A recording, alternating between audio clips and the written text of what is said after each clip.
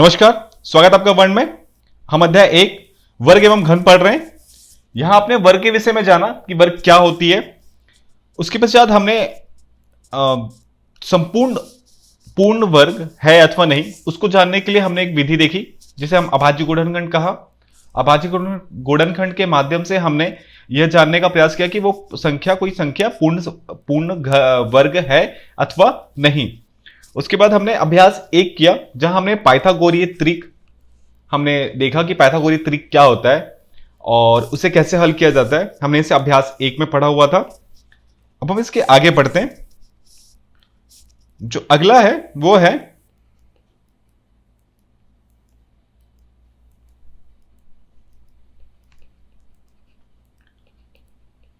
संख्याओं से पूर्ण वर्ग संख्याएं बनाना। इसका मतलब क्या हुआ?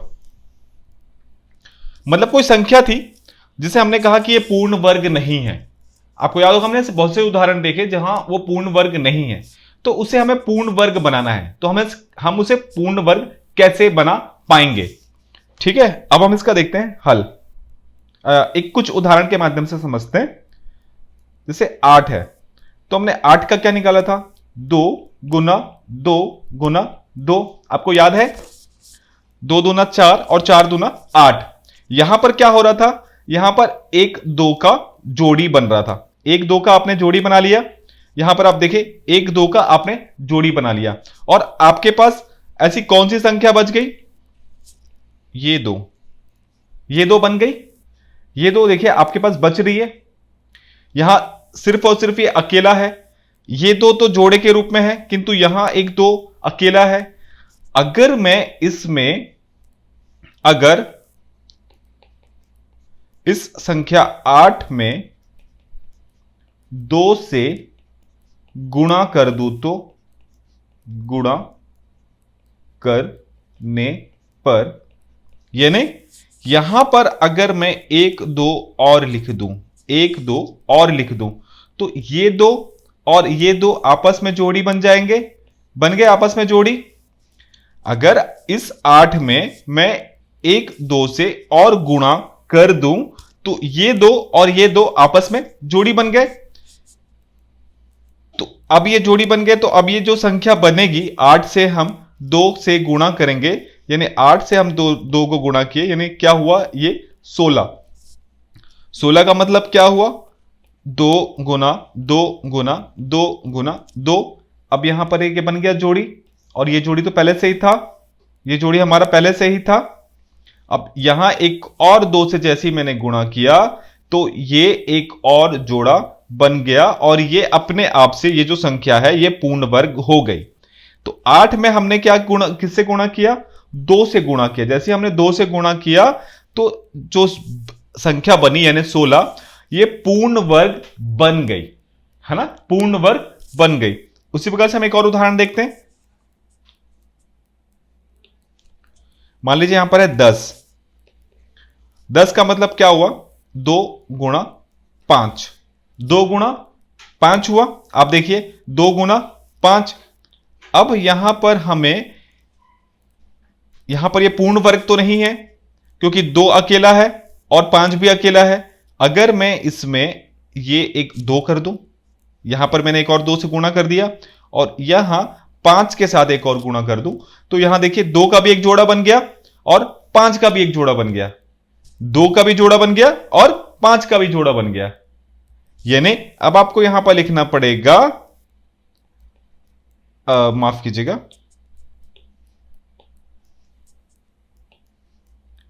10 में 1 2 गुणा 1 और 5 आपने गुणा किया, यानी 10 में 10 से गुणा करने पर पूर्ण वर्ग बन जाएगा। ठीक है, अब आप ये देख लीजिए 10 में हमने 2 और 5 को आपस में गुणा कर दिया, यानी पूर्ण वर्ग वो तभी बनेगा जब वो जोड़ा आएगा।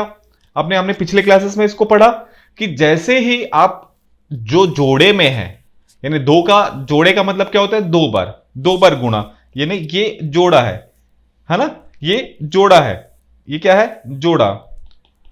अब ये तो जोड़ा नहीं है, ये तो 3 बार हो गया। जोड़े कितने का होता है, 2, तभी हम बोलते हैं ना जुड़वा पैदा हुआ, जुड़वा पैदा हुआ। पिक्चर में हमने देखा है जुड़वा, जुड़वा पिक्चर से। तो जो जुड़वा होता है इसका मतलब एक ही जैसे 2 हुए, तो उन दोनों का जोड़ा हुआ, तो ये हुआ जुड़वा। ठीक है, अब हम इसके कुछ उदाहरण पे जाते हैं।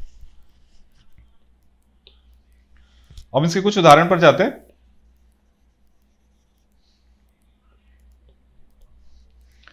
ठीक है, बुक में दिया हुआ है, हम इसके उदाहरण नंबर 1 पे जाते हैं। प्रश्न पूछा गया है, वह छोटी से छोटी संख्या ज्ञात कीजिए, वह छोटी से छोटी संख्या ज्ञात कीजिए जिससे 720 को गुणा करने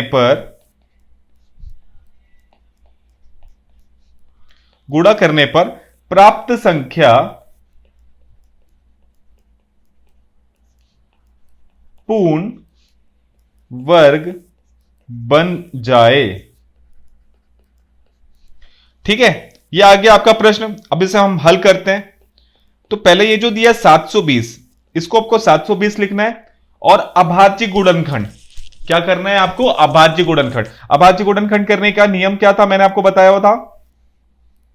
यहां आपने लिखा 720, आपने डाला 2 से, आपने डाला 2 तिया 6, 2 तिया 6, 1 आया, 2 छक्के 12, शून्य का शून्य, फिर आपने 2 उतारा, 2 एकम 2, इसका 1 आया, 2 अट्ठे 16, शून्य का शून्य, फिर आपने 2 किया, ये आया 9, 2 निया 18, शून्य, फिर 2 से किया आपने 4 और 5, 45 दूना 90 होता है, यह हमें ज्ञात है।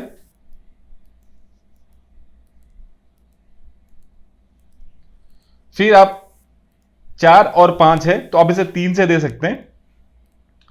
4 और 5 9 होता है। आपने पहले भी इसे पढ़ा होगा, कक्षा शायद 7वीं में आपने इसको पढ़ा हुआ है कि दो संख्याओं को जोड़ने पर अगर वो 3 के साथ भाग जाता है तो वह 3 से भाग दिया जा सकता है। कुछ इस प्रकार का आपने पढ़ा हुआ कक्षा 7वीं में। तो अगर आपको ध्यान नहीं है कि कौन कौन सी संख्या किस किस संख्याओं से भाग दी जा सकती है, अथवा साथ ही साथ 1 से लेकर 100 तक कौन कौन सी अभाज्य संख्याएं, अभाज्य संख्याएं होती है, अभाज्य संख्याएं जो है उसके विषय में बताइए, तो हम आपको पूरा का पूरा एक वीडियो डालकर आपको पूरा बता दिया जाएगा कि अभाज्य संख्याएं क्या होती है। साथ में जो इस प्रकार के गुणा एवं भाग है, आपको करना कुछ नहीं है, आपको एटीएस में आना है, आपको कुछ भी फोटो खींचकर भेज देना है या आपको लिखकर भेजना है कि आप इसे हमें समझाइए। हमारे शिक्षकों द्वारा आपको पूरा एक संपूर्ण समझाने के साथ वीडियो बनाकर, आपको लिखकर नहीं वीडियो बनाकर आपको पहुंचा दिया जाएगा, केवल आपको, सिर्फ आपको, क्योंकि आपने पूछा है तो हम आपको सीधा उत्तर देंगे और पूरा वीडियो बनाकर हम आपको पूरा बता देंगे कि कैसे कैसे इसको बनाना है, और आप उससे सीख जाएंगे कि कैसे बना रहे हैं हम। ठीक है, हम आगे बढ़ते हैं। तो 3 से दिया हमने 3 एकम और 3 पंचे 15, फिर 3 से दिया 5, फिर अपने 5 से दिया 5 एकम 5। आपके पास क्या क्या आया, 2 गुणा 2 गुणा 2 गुणा 2 गुणा 3 गुणा 3 गुणा 5। अब हम यहां पर जोड़ी बनाते हैं, जोड़ी बनाने का कार्यक्रम करते हैं।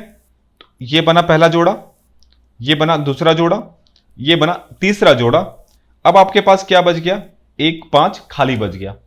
क्या बच गया, 1 5 खाली बच गया। केवल और केवल आपके पास सिर्फ और सिर्फ 1 5 बच गया। तो अगर हम उसमें 1 और 5 का गुणा कर दें, किसका गुणा करें, 1 और 5 का। ठीक है, 1 और 5 का हमने यहां पर गुणा कर दिया, मतलब यहां देखिए 1 5 में 1 और 5 हमने डाल दिया, तो अब ये जोड़ी बन रहा है। जोड़ी बना, जोड़ी बन गया ना। जब आपका जोड़ी बन गया तो आपका उत्तर हल हो गया। अब आपको क्या लिखना है, यहां पर आपको प्रश्न से ही उतारना है। 720 में 5, ये जो 5 है, ये वाला जो 5 है, ये जो 5 है, 5 से गुणा करने पर प्राप्त संख्या, गुणा करने पर प्राप्त संख्या पूर्ण वर्ग बन जाएगा। पूर्ण वर्ग बन जाएगा। तो आपको क्या करना है, केवल और केवल यह देखना है कि कौन कौन सी संख्या का जो जोड़ा है नहीं बन रहा है। केवल आपको उतना ध्यान देना है कि कौन कौन सी संख्या का जोड़ा नहीं बन रहा है। तो जिसका भी जोड़ा नहीं बन रहा है उस संख्या को आपको लिखना है कि उस संख्या से गुणा करने पर यह जो संख्या है या जो संख्या आपसे पूछी गई है वह पूर्ण वर्ग बन जाएगा। जब उसका जोड़ा बन जा रहा है तो वह पूर्ण वर्ग बन गया अपने आप से। ठीक है, अब हम आगे बढ़ते हैं। उदाहरण नंबर 3, उदाहरण नंबर 2।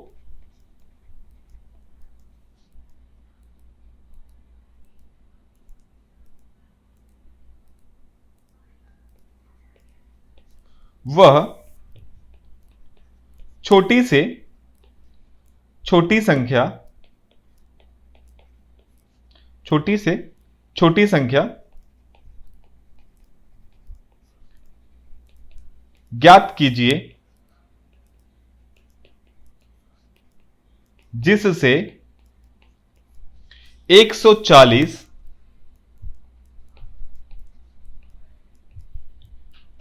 को, अब यहां पर देखिए प्रश्न थोड़ा सा उल्टा पूछ रहा है।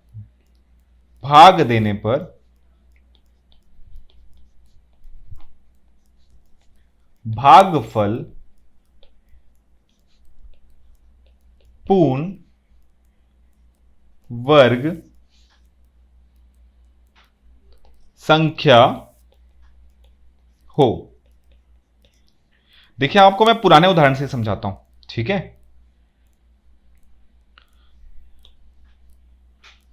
अब यहां पर क्या था,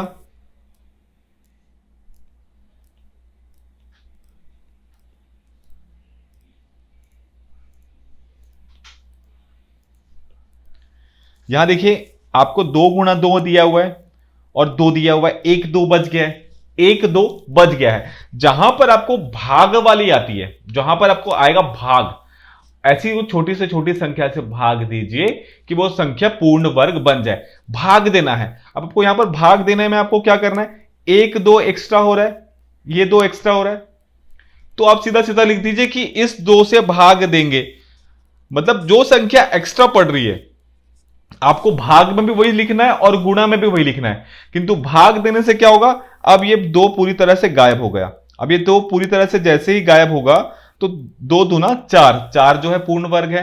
आपको भाग देने में और गुणा करने में संख्या उतना ही आना है जिसका वर्ग नहीं बन रहा है, जिसका जोड़ा नहीं बन रहा है, केवल आपको वही संख्या वहां पर लिखनी है। भाग करने में वह संख्या भाग होकर गायब हो जाएगी और गुणा करने में वह संख्या गुणा के रूप में आ जाएगा। हम हल करते हैं। आपके पास क्या दिया है, 140 आपने यहां लिखा। अब आपको क्या करना है, अभाज्य गुणनखंड। किस माध्यम से, इस माध्यम से। आपने यहां डाला 140, आपने 2 से भाग दिया, 2 सत्ते 14, शून्य, फिर आपने 2 से दिया भाग, 2 तिया 6, 1 2 पंचे 10, ये 3 से भाग नहीं जाएगा, 5 से भाग जाएगा, 5 सत्ते 35, 7 से आपने भाग दिया, 7 एकम 7। आपके पास क्या बचा, 2 गुणा 2 गुणा 5 गुणा 7। अब आप यहां देखिए ये 2 का जोड़ा बन गया और आपके पास जोड़ा किसका नहीं बना, ये 5 बच गया और ये 7 बच गया। ठीक है, ये 5 बच गया, ये 7 बच गया। अब आपको यहां पर क्या लिखना है, 140 में क्या क्या बचा आपके पास? 5 बचा हुआ है और क्या बचा हुआ है? 7। 5 गुणा 7, अब आप इन दोनों का गुणा कर दीजिए, ना 5 सत्ते 35 से भाग देने पर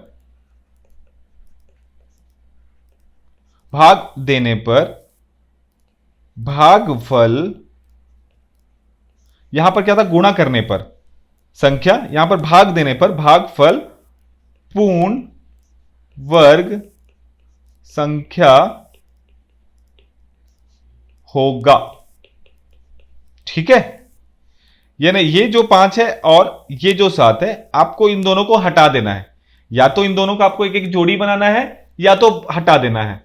तो गुणा जब हम करते हैं तो उसमें एक एक संख्या को जोड़ देना है, एक एक संख्या का और गुणा करना है, और भाग देने में उस संख्या को आपको हटा देना है। तो उत्तर आपको वैसे ही लाना है। गुणा में भी आपको क्या करना है? यहां पर सिर्फ भाग की जगह आपको, यहां पर भागफल की जगह भाग और भागफल की जगह गुणा लिख देना है। बस गुणा और प्राप्त संख्या, बस और कुछ नहीं। अब देखिए क्या है उदाहरण नंबर 4। उदाहरण नंबर 4 आपसे पूछ रहा है, वह न्यूनतम पूर्ण वर्ग संख्या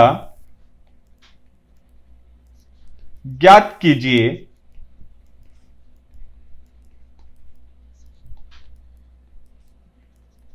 जो 6 एवं 8 से पूर्णतः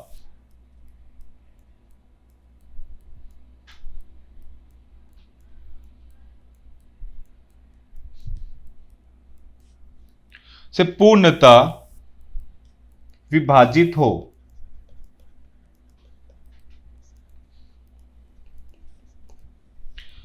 देखिए, जब इस प्रकार का प्रश्न आएगा तो आपको याद होगा कक्षा 6वीं या 7वीं में आपने बनाया होगा लघुत्तम समापवर्तक। तो आपको पहले ये 6 और 8 का लसा निकालना है। और ये लसा हम कैसे निकालते थे? आपको ध्यान होगा, ये 6 और 8 हमने किया, 2 से भाग दिया, 2 तिया 2 चौक, फिर आप 2 से निकाल रहे हैं। ये मैं आपको लसा करने का तरीका बता रहा हूं, इसको भी मैं मिटा दूंगा। ठीक है, अभी आप इसको अच्छे से देख लीजिए क्योंकि मैं इसको मिटा दूंगा। फिर ये 3 का 3 वैसे रहता है 2, अगर आपको लसा बनाने नहीं आता तो। वैसे चूंकि आप 8वीं में हैं, आपको लघुत्तम समापवर्तक निकालना आता होगा। मैं उसके लिए भी बोल रहा हूं, अगर उसके लिए भी आपको दिक्कत है कि लघुत्तम समापवर्तक कैसे निकाला जाता है, उसके विषय में आप हमें समझाइए सर, तो आप हमारे एटीएस में आइए और केवल आपको वहां पर लिखना है एटीएस में आपको लिखना है लघुत्तम समापवर्तक समझाइए। तो मैं आपको लघुत्तम समापवर्तक निकालने की विधि बता दूंगा कि लघुत्तम समापवर्तक निकालते कैसे हैं। तो आप लघुत्तम समापवर्तक आराम से निकाल लेंगे। आगे बढ़ते हैं हम। फिर आप 2 से देंगे, 3 वैसे का वैसे ही रहेगा, 2 एकम। लघुत्तम समापवर्तक में क्या होता है, जब तक एक एक ना आ जाए दोनों में, तब तक आपको गुणनखंड को जारी रखना है। इसे हम गुणनखंड कहते हैं ना, ये जो होता है हम गुणनखंड कर रहे हैं, लसा गुणनखंड। फिर 3 से 3 एकम, 3 एकम। आपके पास क्या है, 2 दूना 4 दूना 6 और माफ कीजिएगा 2 2 दूना 4 4 दूना 8 और 8 तिया क्या हुआ 24। तो यह आया आपका लघुत्तम समापवर्तक।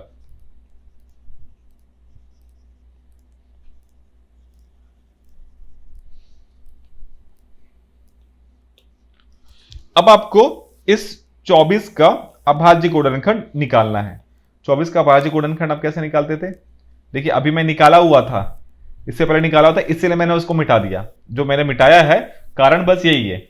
तो आपने 2 से दिया, 2 एकम और 2 दूना, फिर आपने 2 से दिया, 2 छक्के 12, फिर आपने 2 से दिया, 2 तिया और फिर 3 से दिया 1। यहां देखिए आपके पास क्या है, 2 गुणा 2 गुणा 2 गुणा 3। ठीक है, 2 गुणा 2 गुणा 3। यहां पर अब हम गौर दीजिएगा,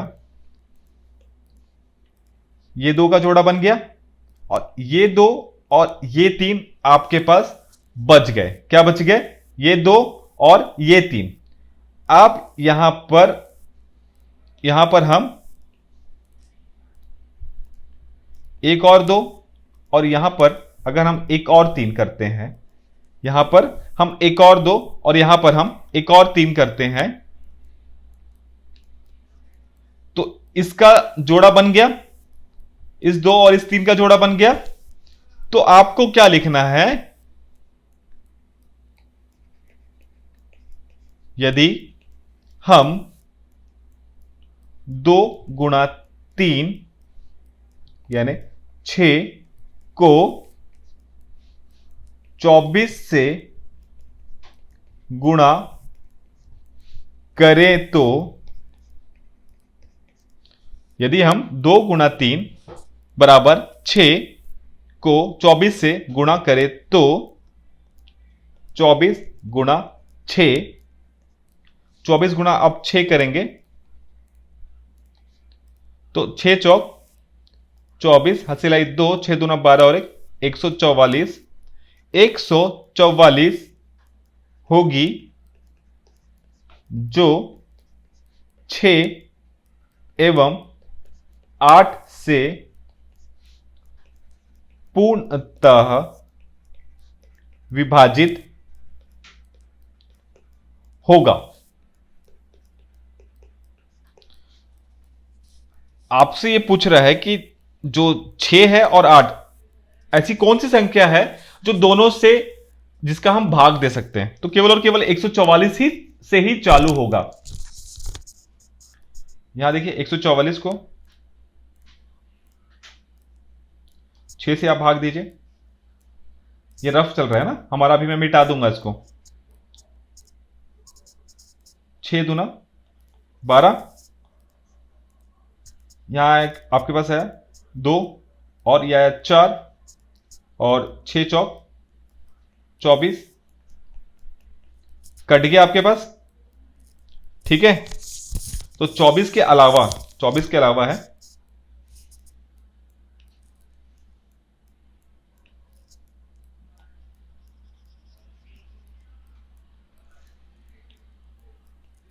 कितना आया था आपके पास? 144 आया था। 144 अब 8 से ही भाग देके देखेंगे। 8 दूना 16 ज्यादा हो जाएगा तो 8 एकम 8, 14 में से 8 गया, क्या बचा आपके पास? 6 और ये बचा 4, 8 64, ये हो गया खत्म। तो अभी आप देखा 144 जो है 144 वो 6 से भी भाग गया और 8 से भी भाग दिया जा सकता है। तो ये इस प्रश्न का पूछने का मतलब था कि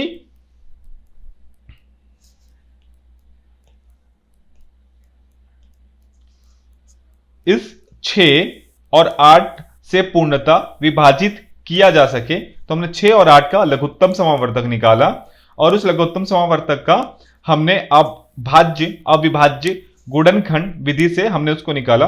उसमें हमने क्या बचा, हमारे पास 2 और 3 के जोड़े नहीं बन रहे थे, तो इसलिए हमने लिखा यदि हम 2 और 3 को 2 गुणा 3 यानी 6 को हम 24 से गुणा करें तो 24 गुणा 6 144 होगा, जो 6 एवं 8 से पूर्णता विभाजित हो जाएगा।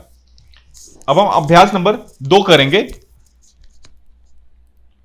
चलिए, आज का जो टाइम है वो लगभग खत्म हो रहा है, तो अभी हम अभ्यास करेंगे तो भी टाइम लग जाएगा।